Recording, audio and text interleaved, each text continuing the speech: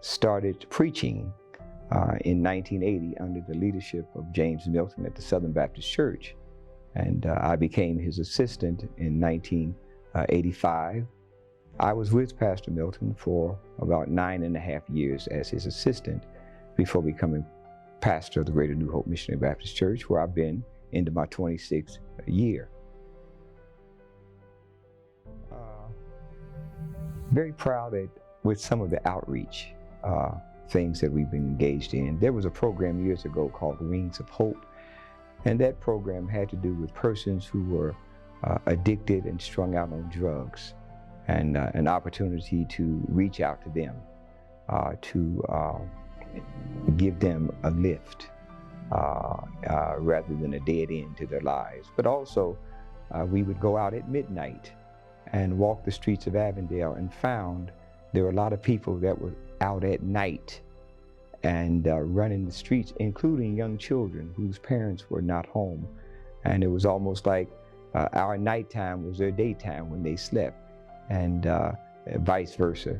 And that was impactful because we were able to feed people, refer them to agencies for shelter and those kind of things. That was significant. Well, I thought about this question of what would be my greatest challenge, and really it has to do with my faith.